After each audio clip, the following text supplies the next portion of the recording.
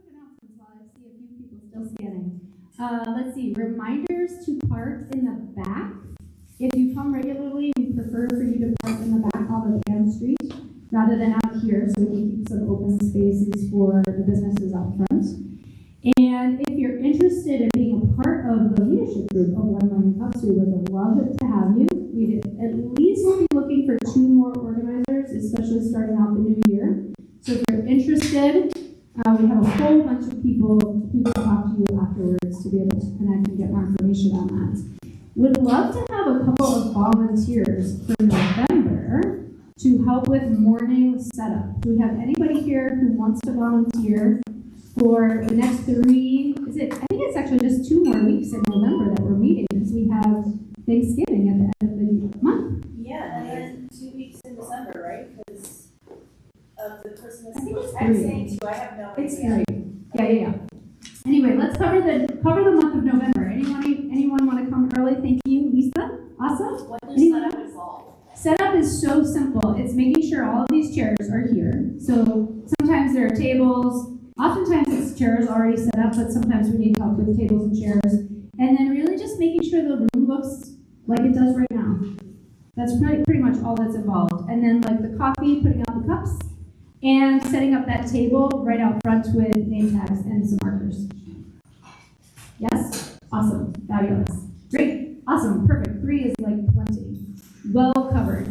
So, and then I have one other announcement. Bring your own mug. If you don't know that already, bring your own mug. We have a handful of paper cups for new folks, and then we just love for our regulars to bring your own mug that has a lid. All right, so the mission of 1 Million Cups is to lower the barrier of access to education, resources, and connection for all types of new and aspiring entrepreneurs throughout the U.S. And we've got a whole team of people. If you are here and you are currently an organizer, if you would, please raise your hands. Hold them high so we can see you and let people see you. And we've got Stephanie, who's recently joined in the back there with Siobhan and Erica. Yay. So this is the team of people that put it on every week, making sure that we have presenters, making sure the room is set up, all of those details. And the ground rules and the format. So it's 20 minutes, it's somewhere between 10 and 20 minutes. We sort of vary on the amount of time for the presentation in the morning. And then it's a 20-minute opportunity for conversation afterwards. So as you're hearing the presentation, think about what questions you might want to ask. What information do you want a little bit more of? What suggestions or thoughts do you have about ways that you could see the business grow and expand? So whatever comes to your mind, you're welcome to ask it, and we'll limit it to 1 question per person for this morning. Just raise your hand and signal to Siobhan or I. Will come over to you with the microphone, and if you would stand up and just say your first name. We're getting to know each other as a community, and then ask your 1 question. All right. So I'm super excited for this morning. We've got 2 people. 1 I'm just getting to know, and another I've known for a hot minute, whom I just adore. And I'm super excited to be able to introduce them. So we've got the Liberated Leaders business. They are a boutique business advisory and fractional COO firm, helping North Carolina entrepreneurs scale with confidence and prepare for future transitions. And today you're going to be sharing a little bit of information, shedding some light on something that you may not know is happening right here in our community, which I am excited to hear more about. They specialize in strategic scaling, succession planning, and operation excellence, all with one big goal in mind: creating businesses that give owners true freedom of choice. And I love to give some personal information about people, just so you see them as humans, right? Alan is a proud nerd, cat dad, and very involved with local impact, including TEDx and Leadership on Tap. And then we've got Tina, who joined the Navy right out of high school. She grew up in the Rocky Mountains, once saved a sibling from a bear, good story to hear later, and moved to this area from San Francisco about 6 years ago to help with her parents. Welcome, Alan and Tina.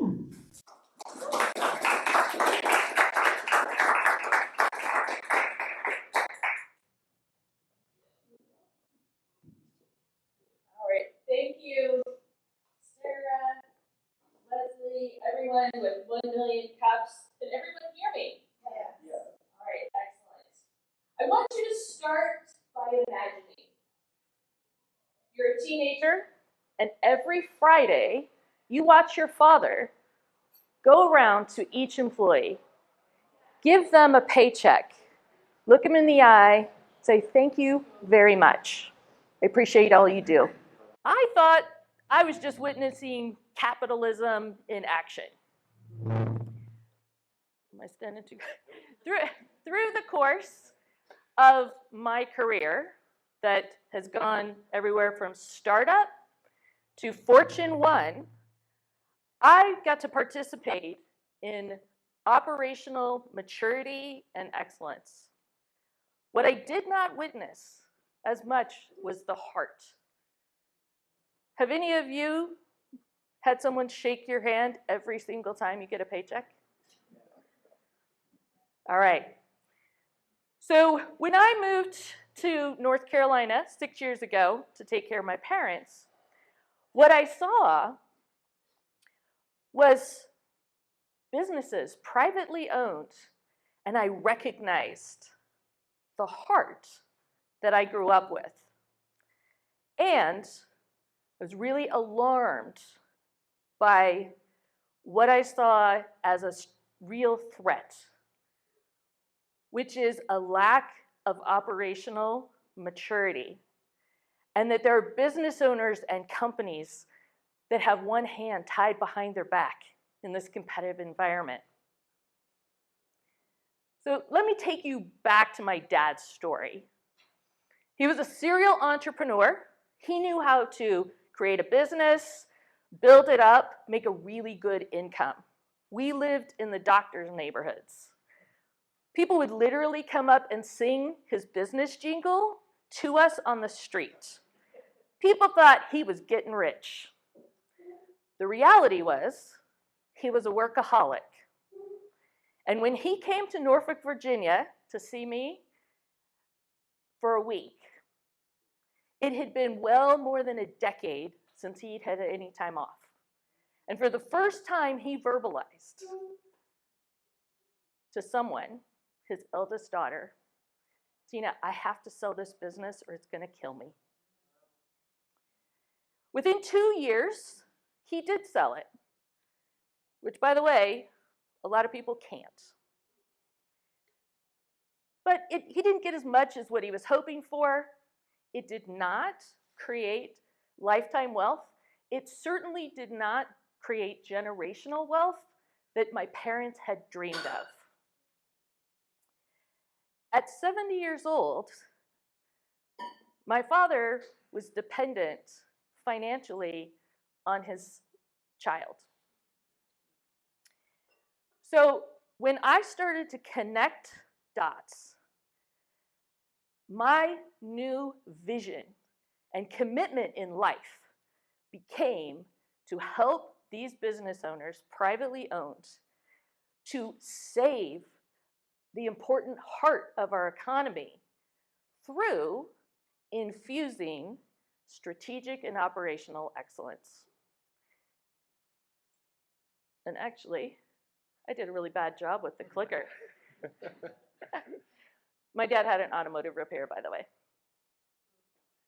And Tina, how long did the business stay open after he sold it? Oh, thank you. Yeah. Within 10 years of him selling it, then there were 4 business entities. They all closed, and 25 people no longer were getting those paychecks. All right. So Liberated Leaders was born as a business advisory with the purpose of preserving that heart in 2023. And yeah, did I cut you off?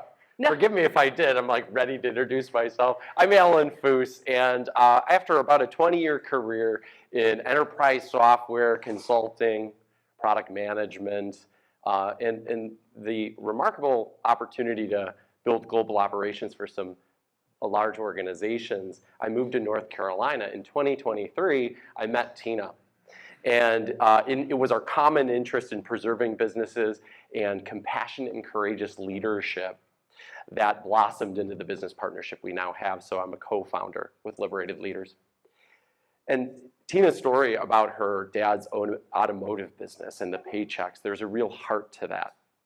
And we didn't really have a term for that heart that we still see in our region, but now we do.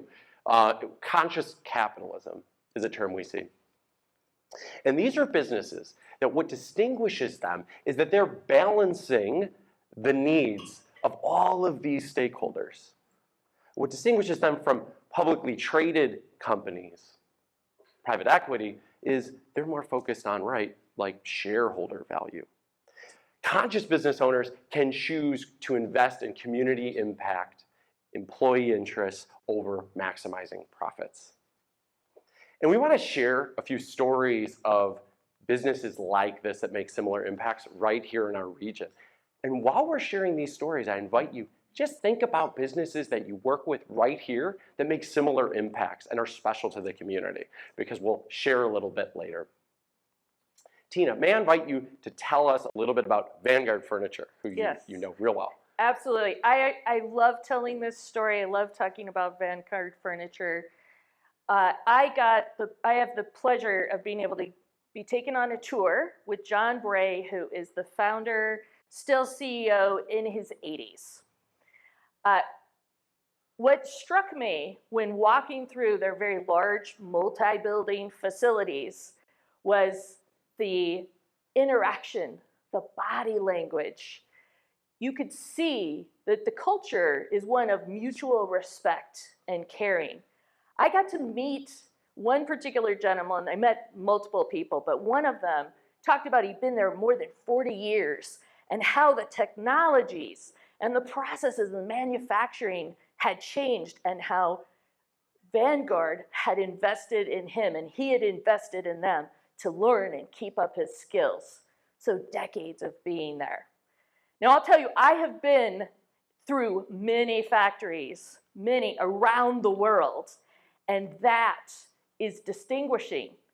They also have the great evidence of wonderful manufacturing operational maturity. So the precision of that kind of what goes into the engineering of manufacturing, but the heart of a beautiful culture. Yeah.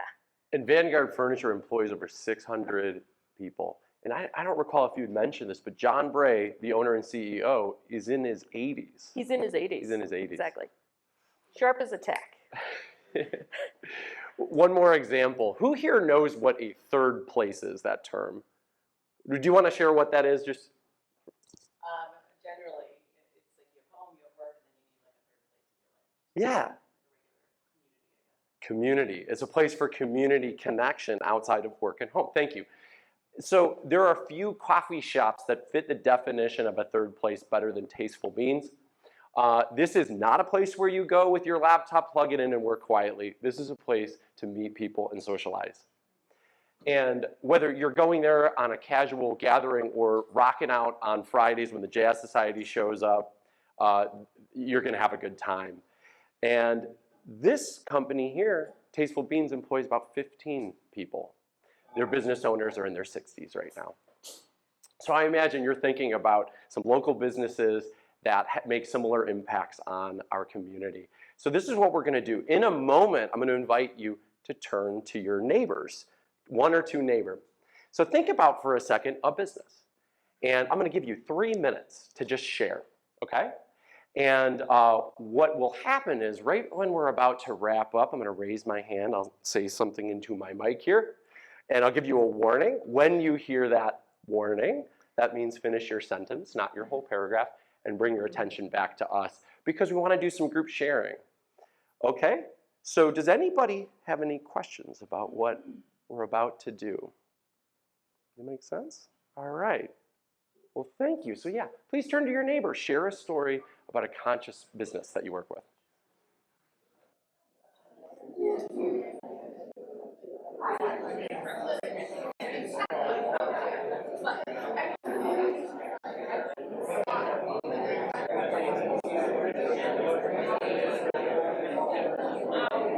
All right, this is your warning. Your signal to wrap up your sentence, because we want to hear from you. Cool. Thanks, everybody. I really could tell there was a lot of positive energy in the conversation. So let's hear from you all. Please, just folks, anybody, call out a business name and maybe one sentence about why they really matter to you. Liberty Bicycles. And Liberty Bicycles. yeah, why do they matter to you?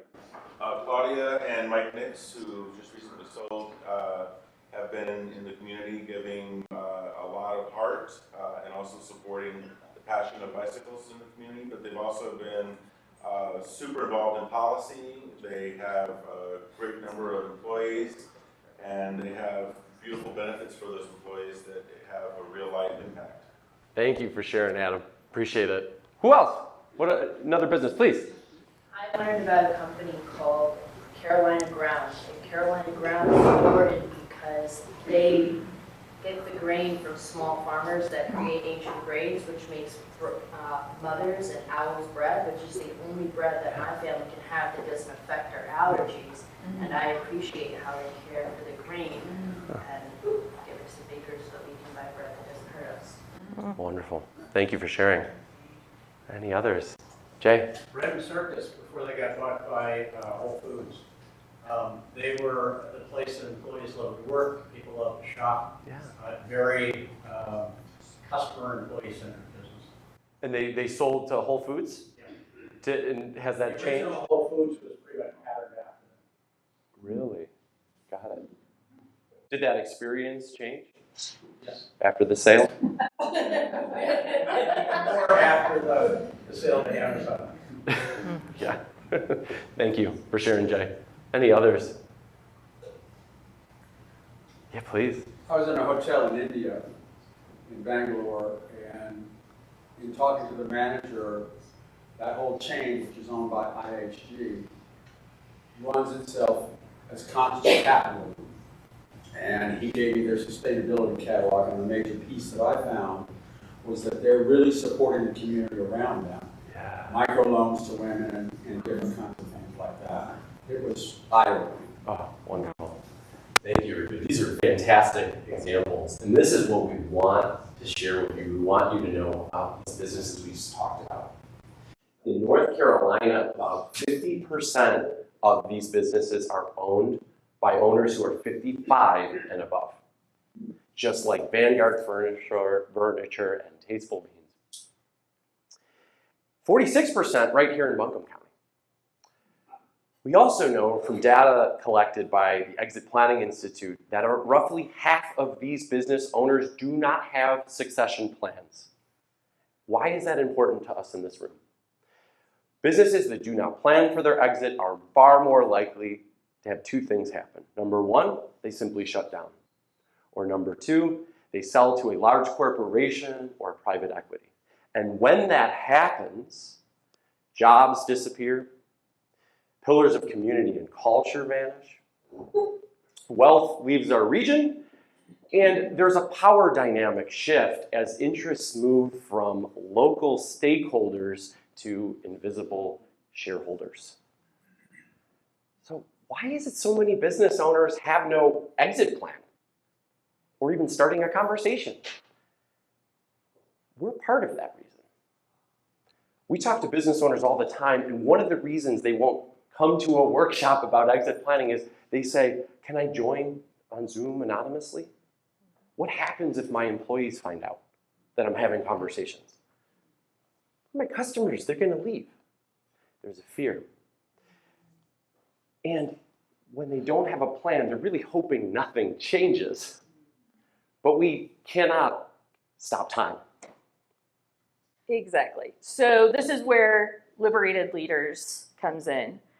As a boutique advisory who specializes in succession planning, by the way, I will note that in all of the Carolinas, we have the highest concentration of certified exit planners that solely focus on maximizing value. So we take the approach of increasing the value of a company through operational leadership And we say start with understanding the business value, 80% of which are in your intellectual capital. We coach our business owners to think like the buyer. Look at your business through the buyer's lens, even when you're not going to sell, because that leads you to start thinking strategically and having good strategic plans that give you a lot of options. So what differentiates us? We work with a team of advisors, financial, attorneys, people who know mergers and acquisitions, people who have backgrounds in coaching folks in their personal background, or in their personal lives and deciding what they want to do next. We have the unique advantage of having worked in environments where there are people who have a lot of different kinds of views and skill sets, bringing them together to truly act like a team, not just use the label, work collaboratively toward a common good, and get amazing results. So we work on that as a team to maximize and increase the intellectual capital of the companies themselves. All right, so what is our market? Our market are privately owned businesses that have between 3 and 1,000 employees. We use employees rather than revenue because complexity comes with humans, not with dollars in the door. And there are really two segments. Owner-operators. These are the folks that spend 90% of their time still working in their business, delivering their products or services, etc. And we have two products that are specifically focused to help them move into fully being a strategic owner. The first is Value Builder Circle. This is a group experience where people learn with and from other business owners, all facilitated by our expert advisors. We also do one-on-one advising and work alongside. Now, the one-on-one is key to starting to build the trust required to do this kind of work. Now, when we go into the small to mid-market size businesses, so depends on exact kind of when someone has flipped from being an operator into fully being an owner of how many employees that is, but up to 1,000. Now, that also sometimes starts with this one-on-one for the trust building. And one of the key things that we have as an entry point is what we call our fit study. It's about a month-long engagement where we are, at the end, we are able to give them a market report, so the way the market, a buyer would view them, what their value is today, their industry, where it can be, so what could their maximum value be, and what are all the pieces that they need to work on in order to get there. Through these basic trust building, we say that we earn our way to trust, right? Through these basics, it gives us an understanding of, do they need a fractional COO? So someone who will actually come in, roll up their sleeves, work alongside them to execute on the strategy. Now, let's see. This work, to do this work, like I keep saying trust. Deep trust is required, right? A lot of times these business owners are facing the biggest decisions of their life. And you have to be really vulnerable in order to understand where you're at and what are all the options. The sales cycle is therefore long. I'll give you one example. We just had a business owner-operator that joined our Value Builder Circle. I've been talking to this business owner for 2 years. So if every client takes 2 years to build that trust, we can't build a sustainable business from that.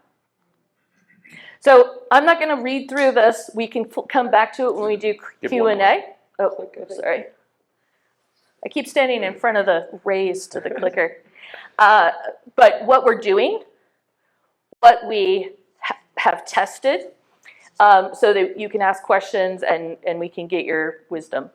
What we are finding as the gaps is having a forum where we get directly in front of owners. Now, most of us know business owners a lot of times are the busiest people on the planet, right? We need trusted connectors, people who will make those introductions and vouch for us that we're the real deal. And we need a commitment to people having this conversation about succession and spreading the word. So this is where y'all come in. Yeah, so we have several ways that you can help. Number one, let's start breaking the taboo by having conversations. If you know a business owner that's special to you and perhaps they're approaching retirement, tell them that their company matters to our community. Be genuinely curious about what's next for them, because that genuine curiosity starts to give them permission to start planning. So start the conversation. Number two, you could directly support Liberated leaders by helping us make introductions with businesses that may need our services. And then lastly, as Tina mentioned, one of the ways we market is through public speaking and contributing to industry associations. So if you know of any groups that we should maybe link up with, or their CEO forums or peer networks, we'd love to hear about it. Feel free to share during open discussion. I also know that everybody likes to engage differently, different comfort levels and whatnot. So at the end, before we wrap up and leave the stage, I'll talk about a few ways that you can share with us either introductions or come talk to us about these next steps. So what we want to say is it starts with us having a conversation to break this taboo, because every business that we preserve is an opportunity for us to preserve something special about our community. So thank you so much. We appreciate it. All right. All right. So I believe that we're going to just talk, right? So the official Q&A, I believe Sarah's instructions, right? Who's got a question? Hey friends, I'm Lisa. But do you guys do any work with like non-local or non-North Carolina businesses? We do. And some of our clients, especially starting out, actually are global just because of the network. All of our focus has been in starting to build our reputation and everything here. I'll just tell you frankly, and I think Alan is in a similar place. You came in 2022 to the yes. region, yeah. and from Chicago. I came from San Francisco. I've lived here for 6 years, but I worked remotely for most of that. So I didn't even know anyone, let alone have a professional reputation.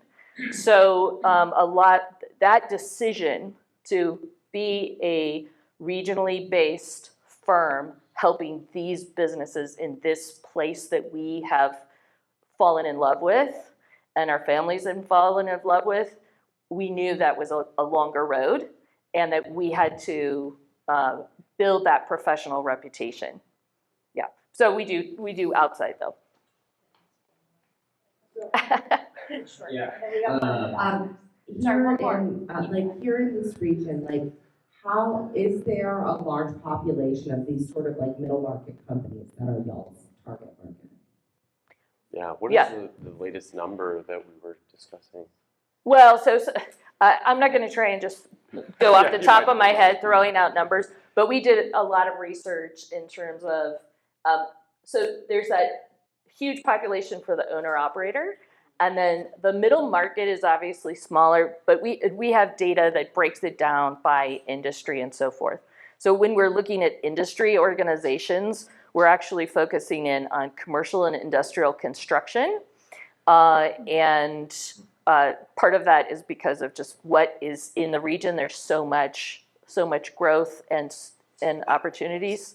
And I also have 10 years of my corporate life was in commercial construction. Yeah, what's too big, what's too small? I know you kind of just hit on target markets a little bit, but is it employee based? Is it income based? Where's y'all sweet spot? We use employees rather than income because all the complexity and the need for intellectual capital, most of that actually happens with the number of employees. So we say from 3 employees to 1,000. Now we can obviously, I mean, I've worked at Fortune 1, there are millions, but that's not very fun. So it's more private, so it's much more fun to work in that lower middle market because you can have a big impact faster and be part of making sure that the foundational pieces that even as they grow bigger are really, really solid. Mm-hmm. Did you have anything to add on that? No, I mean, I would acknowledge as well as that's a great question, and it's something that I think we are dialing in as well. But generally speaking, that is the range. If it feels like it's on the larger side, is because I think we're feeling into that.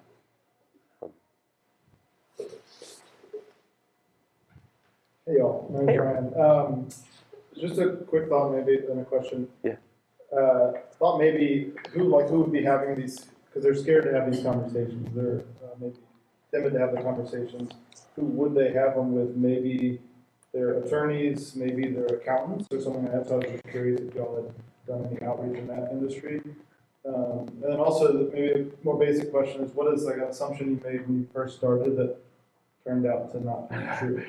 Love it, love it. I'll tackle this, and I'm going to flip to you because you could add a little bit of color onto the first questions. So Tina mentioned briefly certified exit planning advisors, or CEPA. She had mentioned that Liberated Leaders has one of the highest concentrations, or the highest concentration of value advisors from that designation. Okay, so there's a lot of different advisors that get certified, including attorneys, bankers, M&A individuals, financial advisors, just to name a few. So that has been a pool of individuals that we are actively forming alliances with and exploring if there's a good fit to go to market with them. We call it a CEPA hunting pack, is the term that's being used. And Tina's leading that kind of strategic alliances. So anything to add there before we go back to the only thing to add is that in 2013, when API did a survey of business owners, CPAs were the #1 on the most trusted list. In 2023, they had fallen to #5, and financial advisors were #1. So that is our #1 target, is building those core alliances and then building out the other professions around that. So if you all know any financial advisors have a vested interest in increasing their portfolio to include business owners, we would love to talk to them. Mm-hmm. Assumptions, I'll say for me, we did a really amazing AI adoption study when we actually was the founding project that we collaborated on last year. And I figured we would have a lot of interest in business owners joining this AI adoption study that we were doing. I won't get into the details on it, but actually that was not generating much attendance and interest at all. So our hypothesis was that if these businesses are not adopting AI, it's a major threat and an opportunity that's being passed on. So we actually canceled that study because it did not generate the interest. We have a couple of articles about it, including a video podcast conversation on our website. And us publishing that, at least in Catawba County, impacted some of the topics that they had in their Future of Catawba County Summit just this last September. Yeah. Hi, my name is Peter. My question is, do you work with nonprofits as well?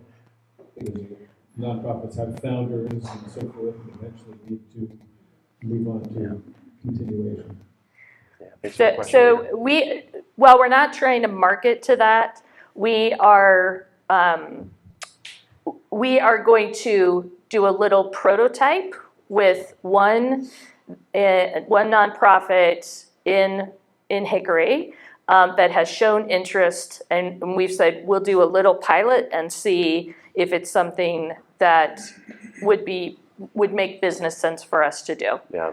So we're going to do kind of we're product people, so start with a prototype, start really tiny before saying, oh, we're going to do this for sure or not. Yeah, everything's like a test and an experiment, because there could be really strategic value in that, our ability to give to that sector and receive in turn. It's about trust building and investing in a community. Hickory is where Liberated Leaders was founded. So Right. Catawba County is where we have a lot of investment that we're making, as well as here. I'm Kristen, and asking this in a single question is really Do a run-on sentence. They work perfectly. Succession means someone comes behind you. One problem I assume you don't have, because I can hear it in your presentation, is finding people to pick up the succession growth. If that is a problem in your business, how are you creating your buyers list for the people that are fear-based, that do not have someone coming behind them because of what we won't go into the psychology. How are you creating your buyers list for these businesses in succession? Okay, really cool question. I'll start responding. I know you probably have 18 things that you want to share. So one thing to be clear, we're actually not brokers. But what we can do, and what we do effectively, is educate business owners on their options. Because we often assume third-party sale, but that's not the only option. Mm-hmm. And in fact, I'm really excited. In a couple weeks, we're doing a panel, and we're going to have a gentleman who's an expert at ESOPs. Who knows what an ESOP is? Few people. Employee stock ownership program, right?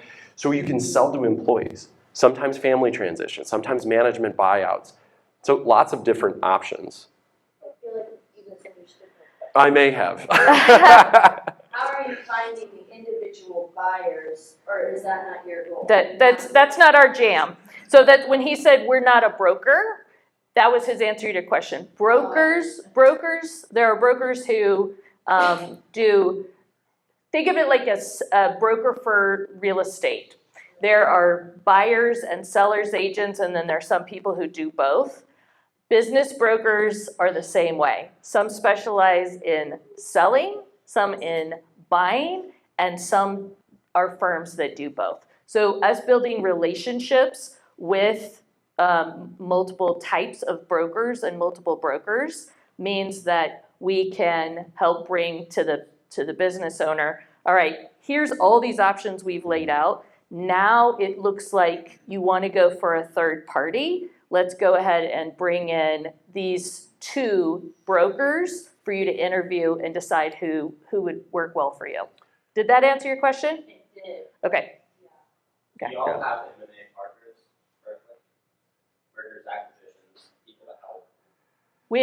We have relationships. I'm always careful about using the term partner, because sometimes it has some sort of legal implication, and part of what we are learning, because we've been in the tech industry and other industries, is the financial industry has some real peculiarities about kinds of things that can be signed and how you say things. So I'm very careful about not calling it a partnership. We have relationships with multiple brokers now and multiple types. Everything from kind of bigger M&A to people who do the small coffee shop work. Yeah. Did that answer your question? It is. I was out of line. Sorry. Oh. Shame on you. Hi, my name is Pramila, and I was just curious, when you are working on an exit plan with your clients, how deeply do you evaluate your business as it is to evaluate, like the steps that they might need to take if necessary, so that they become more desirable for the steps that they want to take for that acquisition? Yeah. That coffee messes up my You either need more or less. I always say go with more. So the fit study product that Tina mentioned is a 1-month engagement what we work with businesses, we always start with identify where you are, protect what you have, and then grow, and then harvest, and then liberate. Identify. So it's a 1-month engagement, and we use a sophisticated tool that connects into a lot of data from third-party sales and whatnot. But this is what the magic is. That tool also is augmented with an interview that we will conduct. And those Tina mentioned intellectual capitals. That breaks down into 4 key categories, which I won't get into the details on, but you can start to get a sense of, we get into what is going on within the business, within that month time frame, and what factors are doing well, are not doing so well, and then we produce a report and a readout. It is that report that says this is where you're probably at in a range. This is where you could be if you address these factors. And we can stay on with them from an operational capacity, advisory or fractional COO, to move those factors up. And that increases the value of the business. Yeah. It is not like a formal, like if they're going to sale and the due diligence process, it would be a very aggressive actual valuation done. This is not designed to do that. It's designed to really highlight those factors. Is that helpful? Yeah, I think that that is a very important aspect and very attractive aspect of what you do, that you did, including your presentation. Yeah. Well, thank you for the question. It's hard to know which areas to double click into. And the fit study is an important one that really kicks off that relationship. It's one of our top of funnel activities we'd love to get businesses into. So, I mean, we're all up in your business for a month, and it's the beginning. So even when I'm explaining to people, I'm laying out a roadmap that isn't like, oh, we're here and this is this transaction and then you're going to get this report and we're going to see you later. I'm laying it out as there's this, then there's this value acceleration roadmap. That's 90 days. Then we continue on with advisory. I'm laying out for 3 to 5 years, whatever their dream is, what is the return on investment that you're going to get on our services? And we're not going to work with someone if their dream is not big enough that we can have a path to give them a 5 to 10x return on their investment with us.